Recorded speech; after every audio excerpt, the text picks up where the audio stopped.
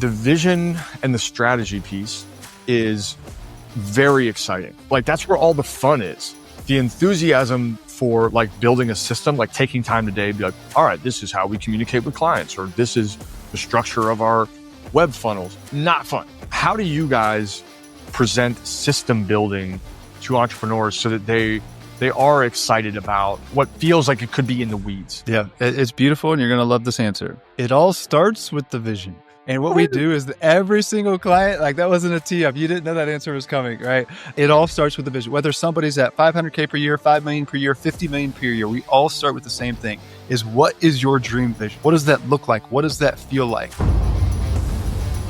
What's up, and welcome back to the Living Vision Show. I've got a very special guest for you today.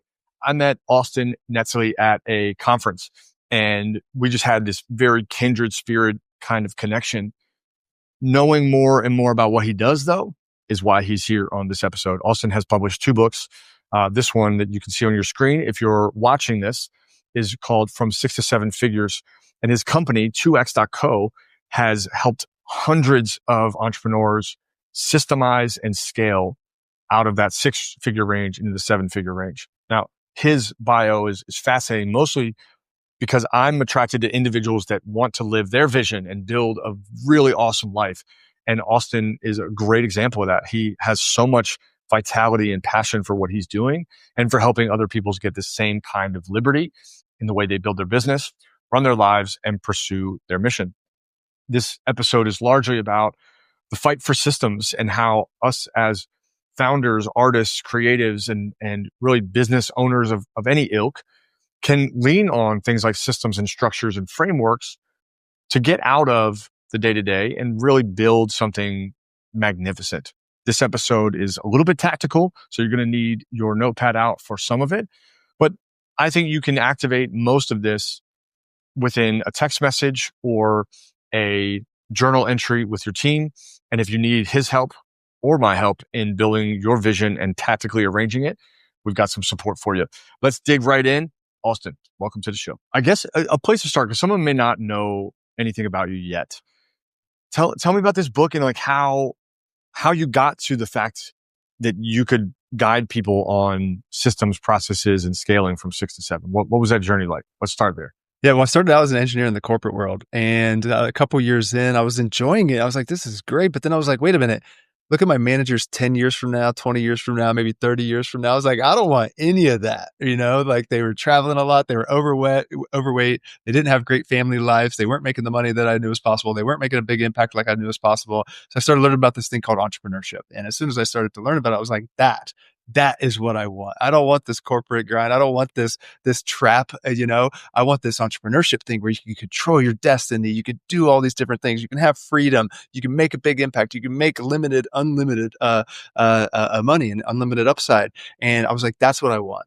And I started my first business, but it wasn't all sunshine and rainbows. That freedom that I heard about, definitely didn't have any of that. That money that I heard about wasn't easy to come by, right? All these things were in allure, but they weren't reality for me at first. And I started a business, and eventually I figured some things out and achieved financial freedom. But then I went into my next business, learned a couple more things, did a little bit better, but still I started like 2 or 3 different businesses where I got to multiple 6 figures and then just flatlined. Right. And then I finally had the realization I am the bottleneck. I am literally creating my own limit on what's possible for my income, for my growth, for my impacts. Like it's all dependent on me at the end of the day. And I realized, I think the question that almost every entrepreneur, Aaron, ultimately realizes at some point, which is this thought of there has to be a better, simpler way, right? That there has to be a way where we can make big money and make big impact and have a great personal life and not have to stress 24/7 and have a great team and, do all these different things that we really want, because it's about achieving it all if you're anything like me, right? So finally, after having multiple multi 6-figure businesses that I just like ultimately scaled fast and they got stuck, I was like, all right, there has to be something here, because I do see people thriving. I do see people achieving much bigger numbers. What is that path to break through? And then I went and figured a couple things out, and then boom, catapulted to do 7 figures quickly, We then went on to build over the next couple of years 2 more 7-figure businesses, and it was like, all right, we've got kind of a playbook here. Let me teach others because I know so many people are stuck at multi 6 figures. So that's a little bit about the background, but ultimately building it myself and just getting flatlined over and over again to where I was like, all right, there has to be a breakthrough here. And the good news is there is. Yeah, there is a formula. When I hear the idea of a better, I want better, I want better, I want better, and I'm just getting kicked in the teeth all the time. One of the hangups that is inevitable is assessing how good we are. Like, we kind of think that we're the gift when it comes to our particular craft. And then eventually you get to a place where, as a business owner, you're like, okay, someone else, even if they do it at 80% of what I'm doing, can do it.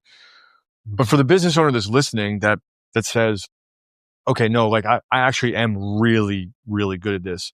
How do you think about allowing them to still elevate and still participate, still do what they're great at? Yeah. But think about delegation or getting to 7 figures a little bit differently. Yeah, absolutely. I tried the 4-hour work week where I was like, man, I don't want to do anything, right? So I want to delegate everything. And I tried that, and I was living the 4-hour work week. I was literally only working a couple hours a week, and I'm making money. My team was running things. But then I realized that is actually not success for anybody like me. Like, you actually want to work. You actually want to create. You want to challenge and push yourself, right? If you're anything like you and I, right? And what I realized is it's not about going to one extreme of A, doing everything yourself, which is horrible, or B, doing nothing. It's actually about getting in your zone of genius, right? And building the proper systems and people around you so that you have to do as little as possible outside of your zone of genius. But I loved you from the start because you talk so much about vision and living into that vision. Well, what we want to do is start with that. Then we want to understand who we are and how we fit into going and achieving that vision. But there's always like some big vision and mission that we can go and accomplish. But we have to be in our zone of genius and then have the proper leverage, which is through systems and people with everything else. And if we do that, then we're having fun and we're winning and growing at the same time. And that's the holy grail. Man, yeah, I find it funny / annoying as hell when people say they want financial freedom. And they're like, so here's the quote I hear often, right? I want to do what I want, when I want, with who I want, whenever I want. And I'm like, what? I don't think that you can function in a world where you have that many options, right? You would eventually just get paralyzed or lazy or lethargic or complacent. Because when you don't have to work, you also don't have to grow. You don't have to reflect. There's no like forcing function that would make someone do something difficult, right? If all your needs are met and you just have like palm leaves waving over you all the time, I think you lose an edge. You lose something that most of us entrepreneurs have, and that's a spark. And what I noticed is that when people go through our program or generally understand the theme and have their own vision, that vision forces them to get better. It forces them to constantly improve and measure and like identify what they really want. And a starting point can be, I don't want to have to work. I think that's fine. Mm-hmm. But I do think there's a very unhealthy approach to like, I don't want any responsibilities. I don't want any commitments. I don't want any forcing functions. Mm-hmm. What did you notice in that gap of like, I only have to work a couple hours a week? What were some of the pains that you dealt with? Because I think that's important to share. Yeah. Well, the pains that I really felt was like I lost my purpose, right? Like I felt like for a long time that I was put on this earth to lead leaders, and the leaders that I chose to serve are entrepreneurs. Like I love working with entrepreneurs, growth oriented, smart, willing to tackle things head on, yada yada. Like those are my people, right? If I'm just like chilling and having a great lifestyle and like not doing some of that, then deep in my heart of hearts, deep in my soul, I know I'm not playing the game that I'm supposed to be here for, right? And I feel like everybody has some form of that, of purpose and impact and contribution and creation that we have. And once you can get that and do so where that's not from a place of lack and trying to fix anything, it's going towards. Now we're talking, right? Now we're in flow. Now we're truly, but that's a balance, right? Because as soon as we get our basic needs met and we get ahead financially, we do lose a little of that spark. We do lose a little bit of that edge. So we want to be able to create that spark and that edge, but do so from a place of going towards, not to go away from something, right? Look, man, we're speaking the same language here. Yeah, I identify that the first phase of freedom is running from. Then you have what I call limbo. Then you have running to. And that shift, right? Limbo is really difficult because you have to go through this phase of like, well, okay, I don't have to do it, but what do I choose to do? And if you're successful enough to make money, time, energy, and business happen, you eventually get to a place where everything becomes optional. Do I work? Do I not work? Do I work on this? Do I struggle through the hard thing? Do I have a team of one, team of four? And I think the calling that I want more entrepreneurs to have space for is, what am I running towards? Not what am I running from? I've already elapsed that. I don't need to run. I choose to run. And I love the best way to sum up this. I love the quote: "The man who loves walking or enjoys walking will walk further than the man on a mission." And like, there's just something about enjoying your process, right? Enjoying building the business again, enjoying selling, enjoying helping, supporting, and leading. So that's where we're going to go. Part of building a next level vision is really recalibrating what you want, what the business looks like, who you serve, all of that. What I notice entrepreneurs get bound up with is, well, if the business takes a quantum leap, my set of responsibilities is going to go way up. What do you say to the guy that is holding himself back from the next level because of a mentality, a psychological framework like that?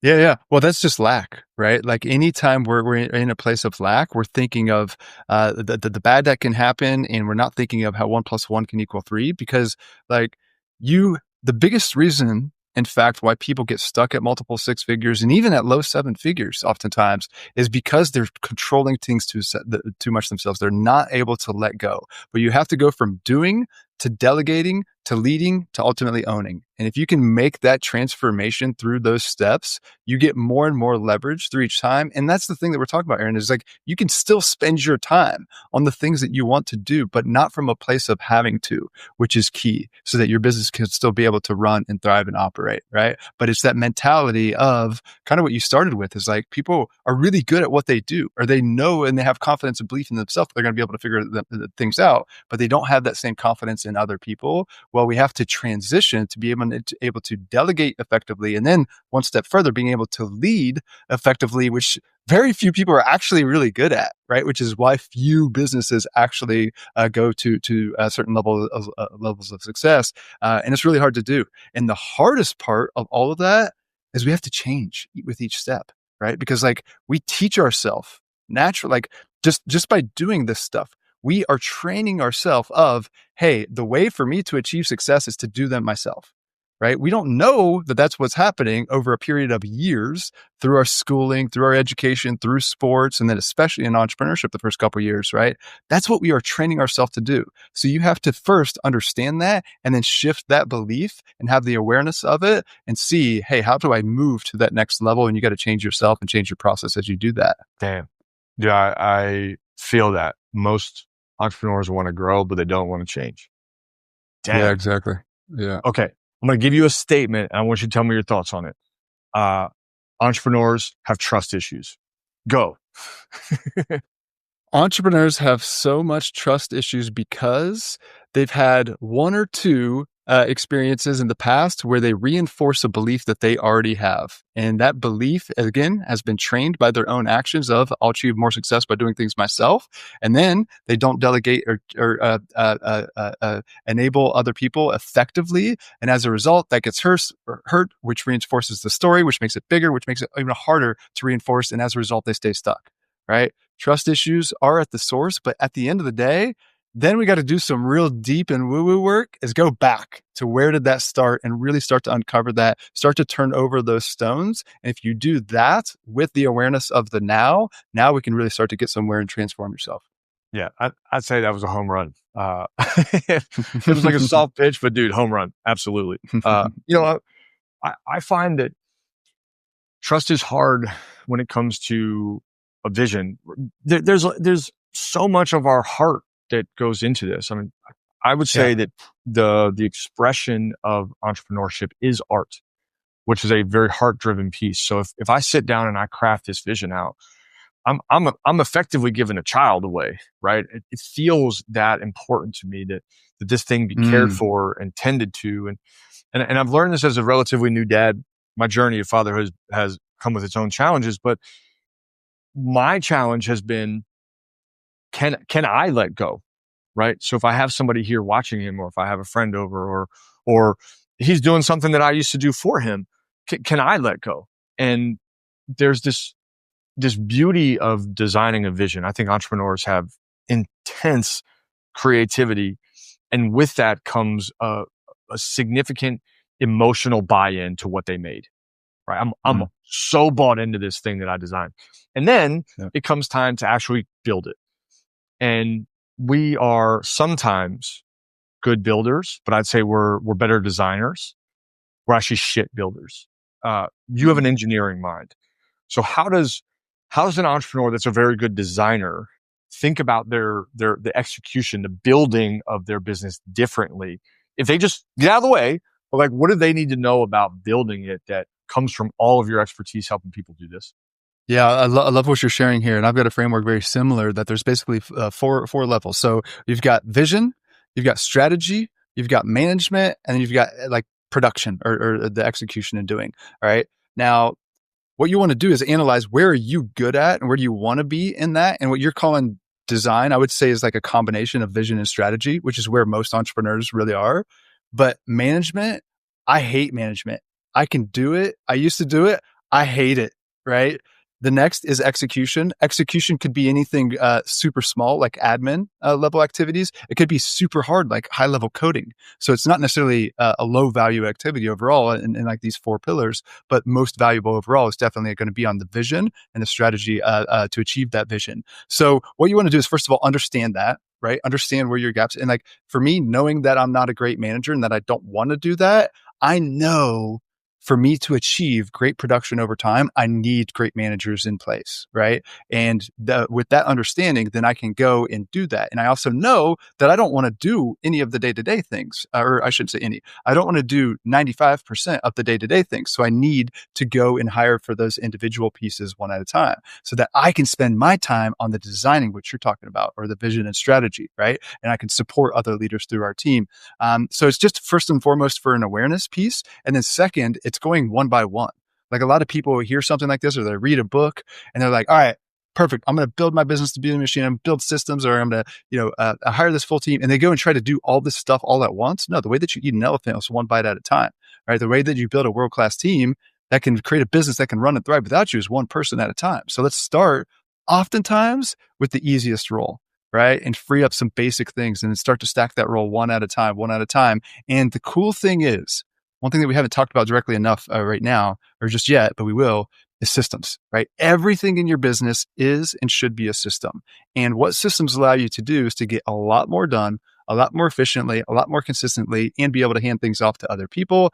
So as you're doing the work, which you're already doing the work, if you can just start to, whether you're a quote unquote systems person or not, which most entrepreneurs say, oh, I'm not a numbers person, or I'm not a systems person.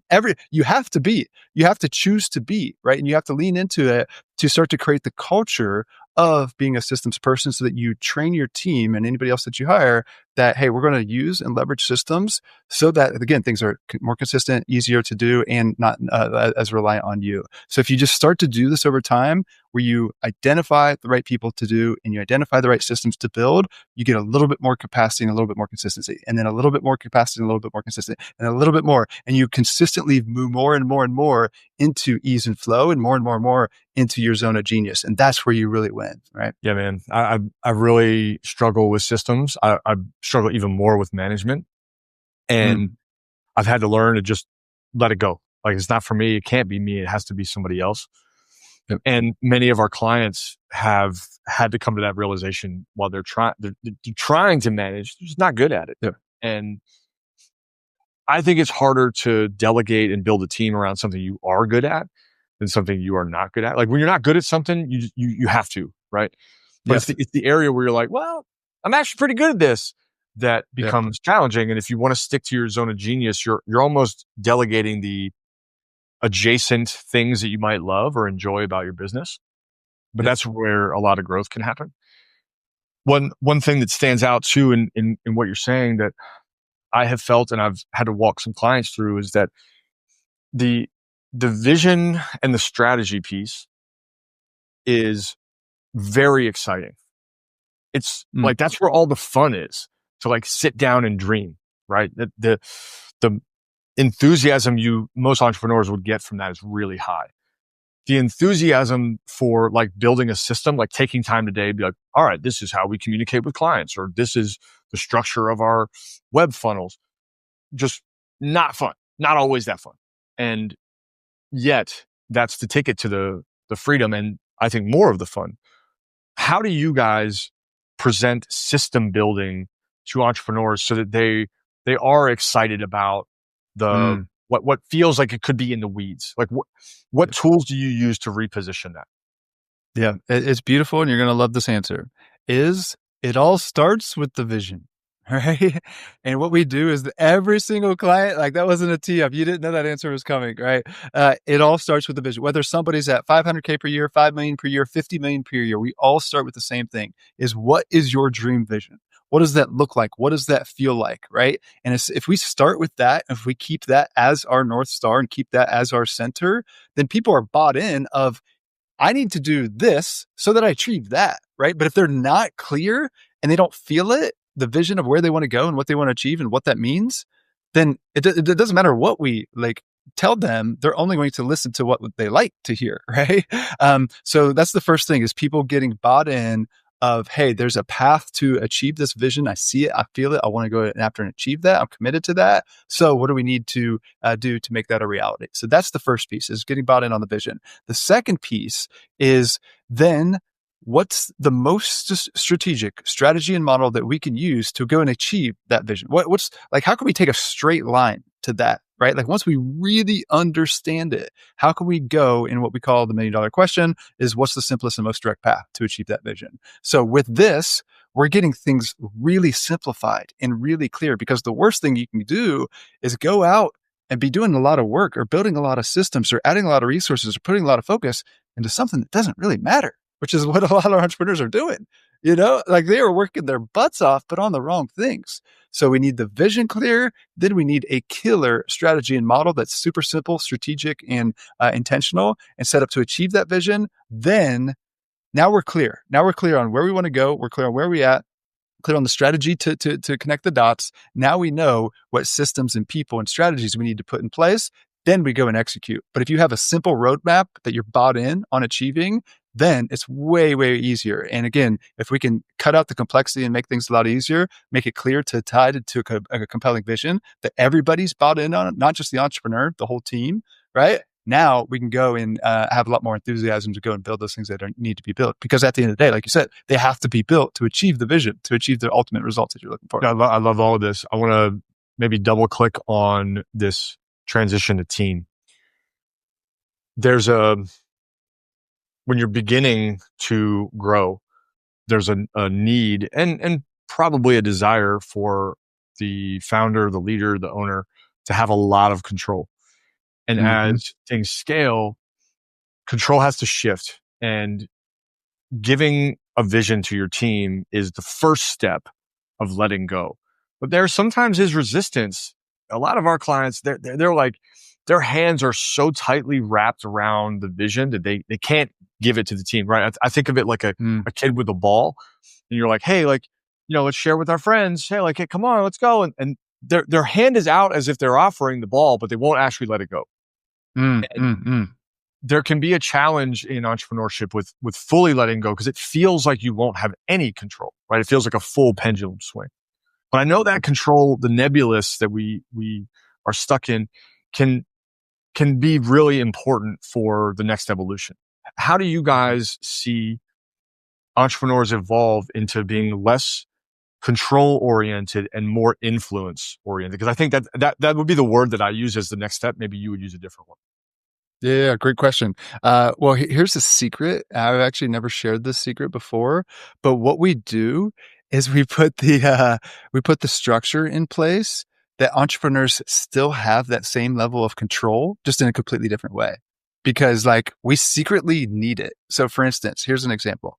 It's like we help businesses take their numbers game to the next level so that they really understand exactly what's going on in every part of their business. And if they do that and they can access that, then they have clarity of what's going on. And as a result, they feel like they have control.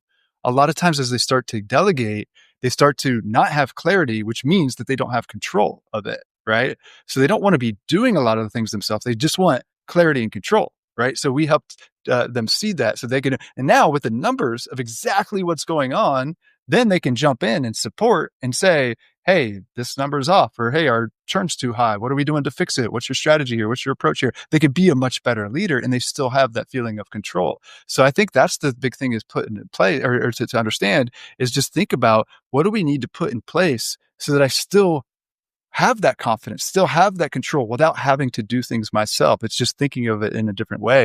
And if you do that, again, you can do the proper things there. But we still need control. I still need control, right? I don't like to call it that, but it's really at the end of the day the same thing, but just in a totally different way. So that I'm not like grasping it at the throat. I'm more having the clarity, a different kind of control that then I can go and be able to support.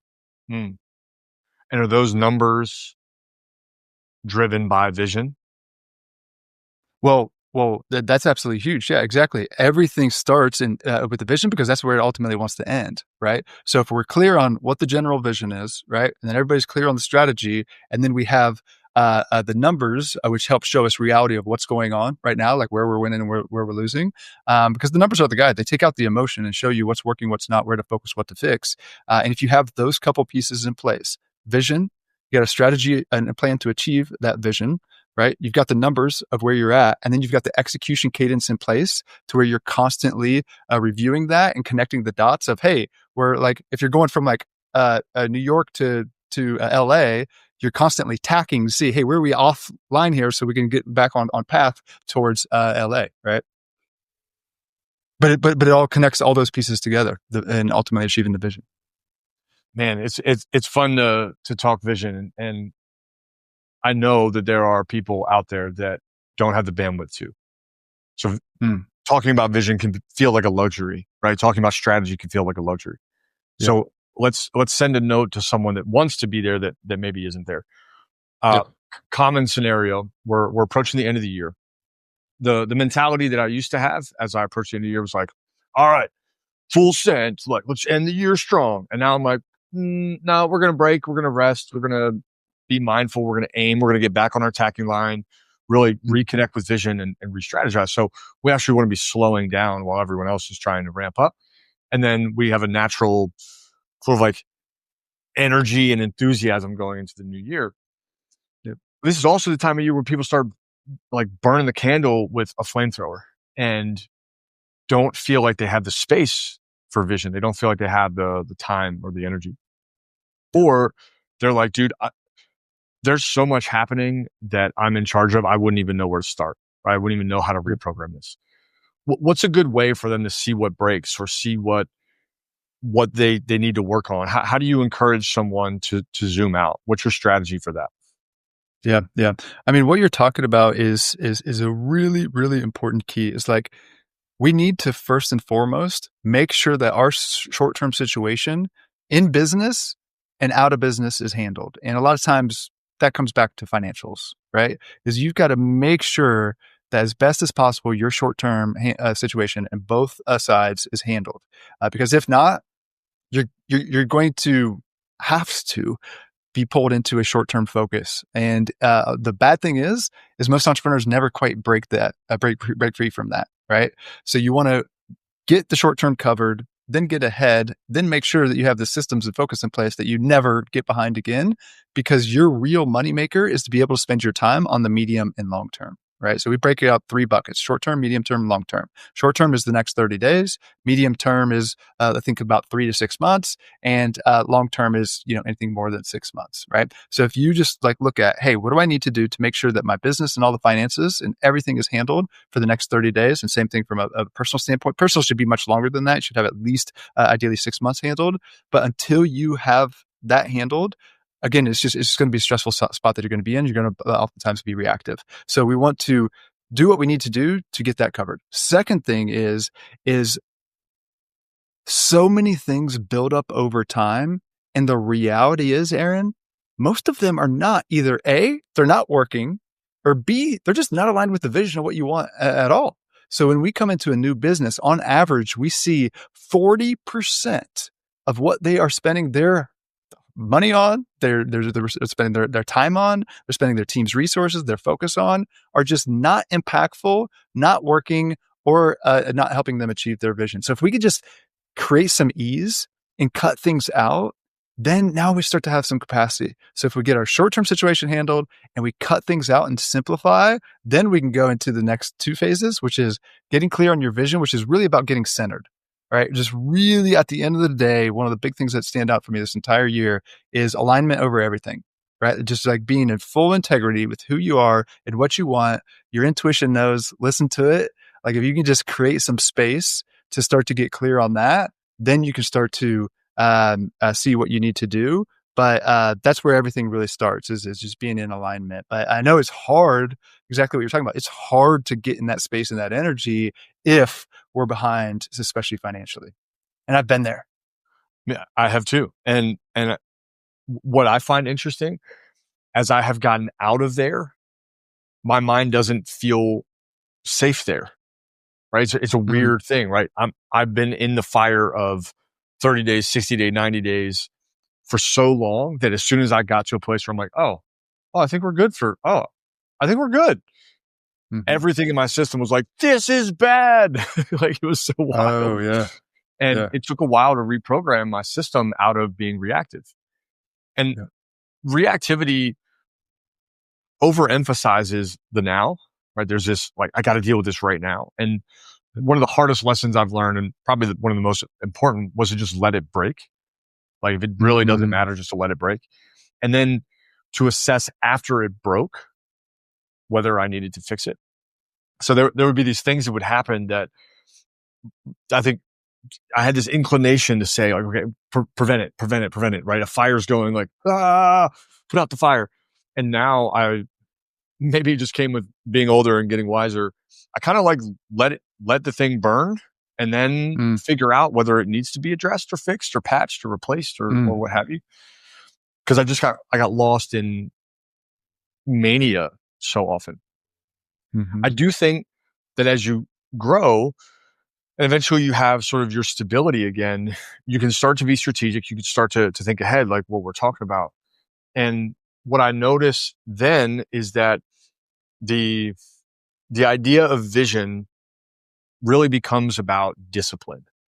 And I love this word alignment. I love the idea of leaning into your intuition. I also want to talk about discipline.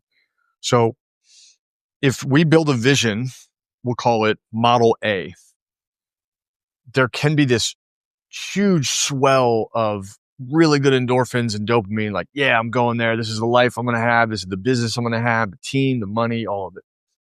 And then along comes option B. And option B, we can call shiny object syndrome. We can call a variety of things.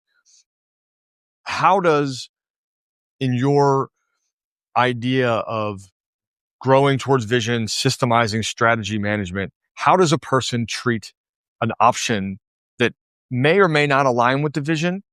And how do you think discipline plays into that? So powerful. So powerful. I think one of the best things that an entrepreneur can do to detract from shiny object syndrome is to really look at what's the structure that I can put in place that just best allows me to stay centered and focused on achieving this vision. All right. So a couple things that come up here. Number one is there's 2 things you can control. You can control how you start your day. You can control how you end your day. A lot of times what happens in between can be a little bit reactive, right? There's some things that'll definitely pop up in an entrepreneur's day that are not necessarily planned, right?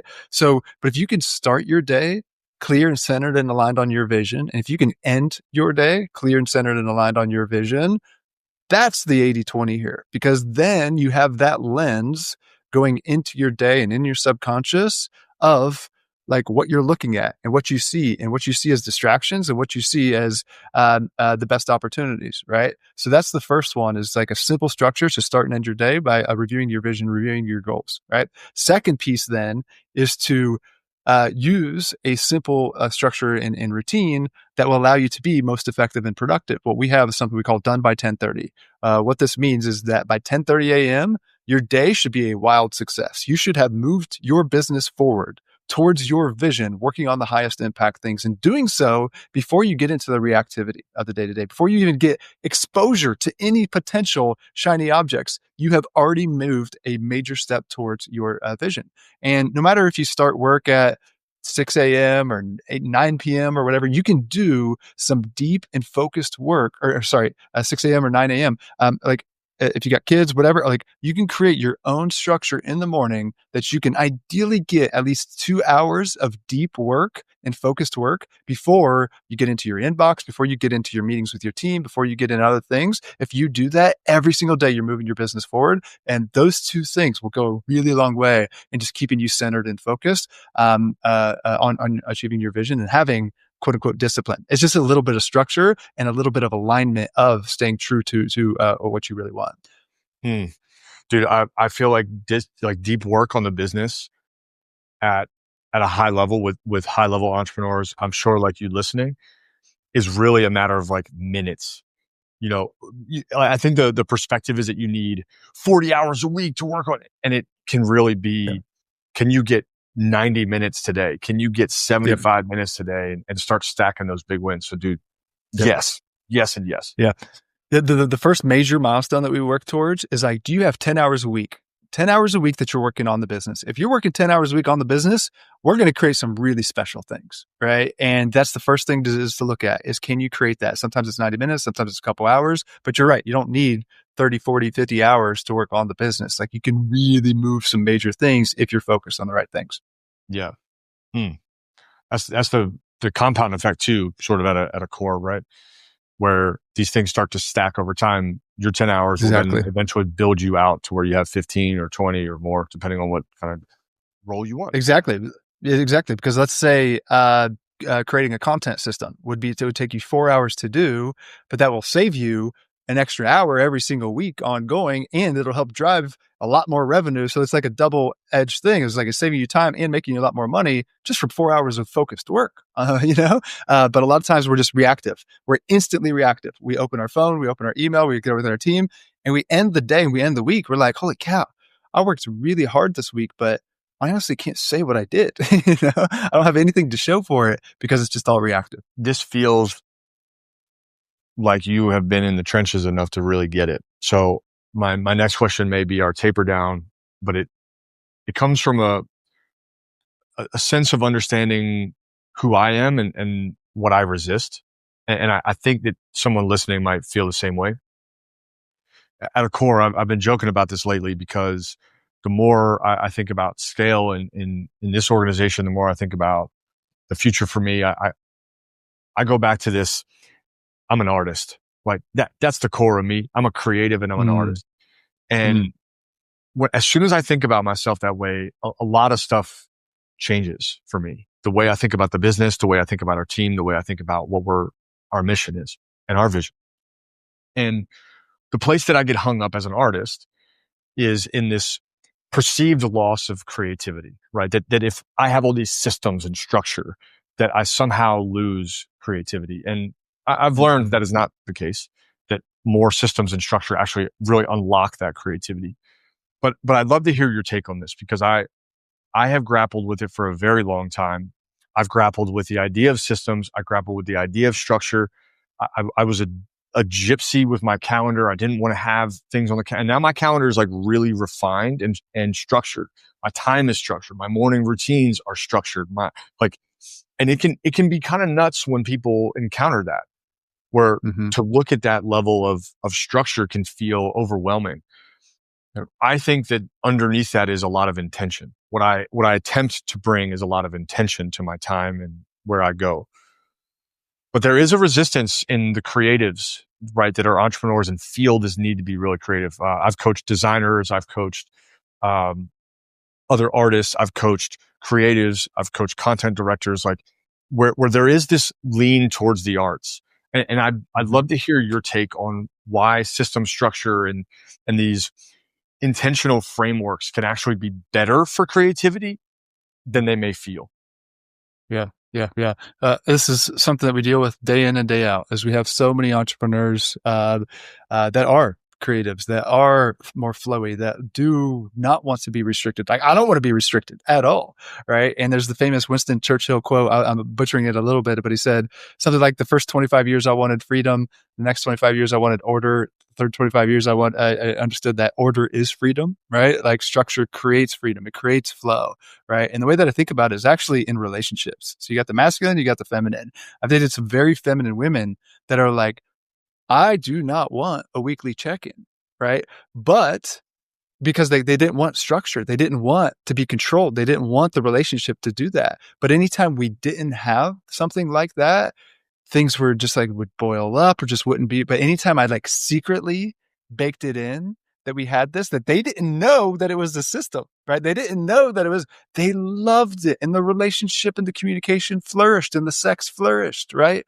Like the done right structure and systems create so much flow and they create so much freedom and they create the space for so much creativity. What actually kills you way more than restriction through systems is a complexity, is reactivity, right? So what we want to do is put the simple things in place so that you can create, so that you can get in flow, so that you can do deep work, so that you can go in and feel alive in your work, right? But you're exactly right. We just got to get through the mindset.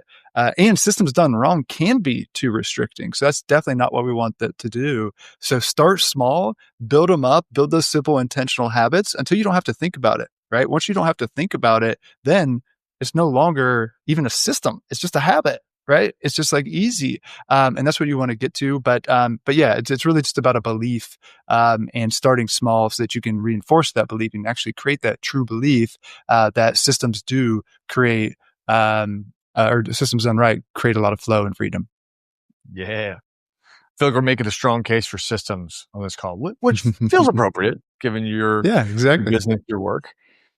Hmm. Well, as we wrap, I feel like the common thread for us is this idea of vision. How would you articulate to someone that is having a hard time designing, right? Dreaming, like how have you found ways to pull yourself out of the day to day and dream again when maybe Mm. you got stuck? One of the first answers that comes up is taking a step back and looking at who are the people in my life that I really admire, and then looking 2 layers deeper than that, right? Like, why do you admire them? Like, what do you really admire about them? And it's not that, oh, this person has a fancy house. It's that they have, uh,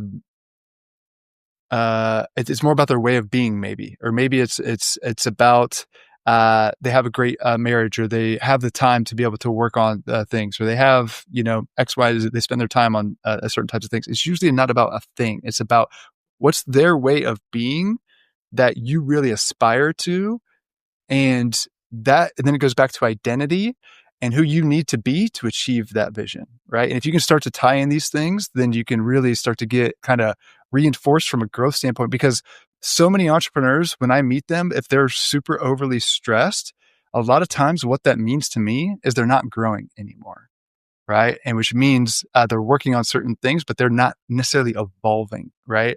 And so we need to go back and think about that. But I mean, the easiest way is take a vacation, and you got to get past the point where you can actually unplug.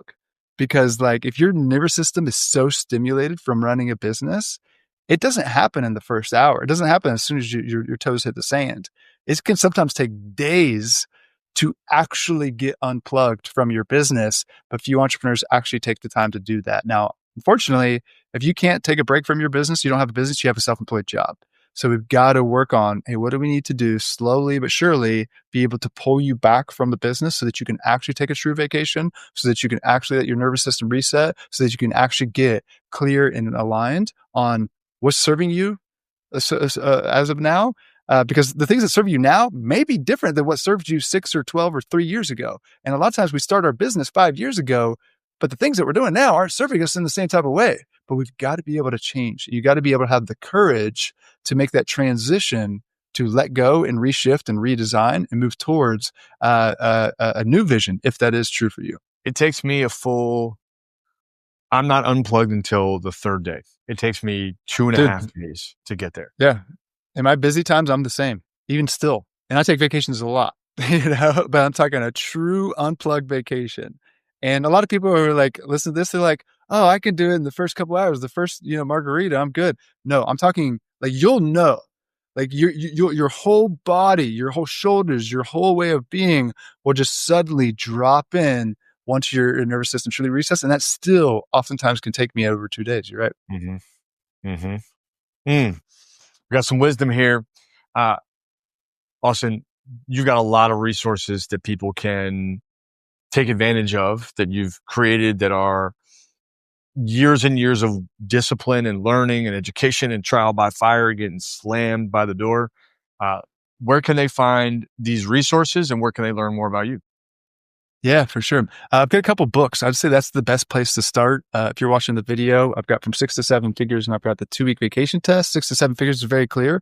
If you are under 2 million in revenue, I highly recommend it. It's very, very much like a playbook. It's like step by step. Here's what we do with clients. These are the shifts that you need to make. These are probably the gaps that you need to do. So it's very big text, tables, summaries. It's like try to make it as clear and easy as possible to get you to a 7-figure business that can run and thrive without you. And the second book is more about time freedom, is detaching from the day-to-day, building the proper systems and team so that you can go and take a 2-week vacation and your business can still run and thrive without you. That puts you in the power position so that you could be in your zone of genius and working on the things that you enjoy, but not having to. So one of those 2 books may resonate with you. And if so, check them out on Amazon. They're like the cheapest price that I can put them on Amazon. I'm not making any money from the royalties there. They're also on our website at 2x.co, but I highly recommend checking those out. I tried to make them pretty powerful for entrepreneurs. And I'm also on Instagram. You can check me out at Netzley. But one of those 3 places should hopefully give you some good resources if what we're talking about resonates. So I recommend checking out either of these books, if not both of them. Maybe start with one, go one at a time. Don't do the entrepreneur thing and buy both that you're not going to read. Just buy one. Yeah, start exactly. with one. This book has a lot of tactical information for you. And I think if you don't have your vision, certainly we can help. But once you're ready for tactics, man, Austin and his team are fantastic at this. And I would push everybody listening to go meet with them, talk to them, learn what they're about. Even if you can't say yes, set up a conversation with them. And then when you're ready, they'll be ready for you. They're going to be great for that. The piece of today's conversation that stands out, Austin, is this idea of one. I think we recast that systems are really good things. But I think in a way, most of our theme today is about the evolution of the founder, right? The personal transformation that happens as someone goes from the hustler to the doer, to the team, the hirer, the team manager, all the way into the visionary. And I always appreciate having that kind of discussion. Yep, for sure. Again, I love what you're doing. Love what you're sharing, talking about living that vision and make it a reality, because the cool thing is it can be true. And it's this ongoing evolution that it's never just like, get there and like, oh, check, done. No, it's this ongoing evolution. So that can be hard, or you can lean into that and have that be fun. And, I want people just like you to be so compelled with their vision that they enjoy that process of always chasing that, That's right. Well, Austin's a great example. If you follow his Instagram, you'll see that he is living his vision. It's really cool to watch you share with the world what you're up to. Check him out there. Austin, I appreciate you being here. If you love this episode, be sure to comment, like, subscribe on our various different channels. You can leave us a review. We always love those. But most importantly, I want you to take some action from this.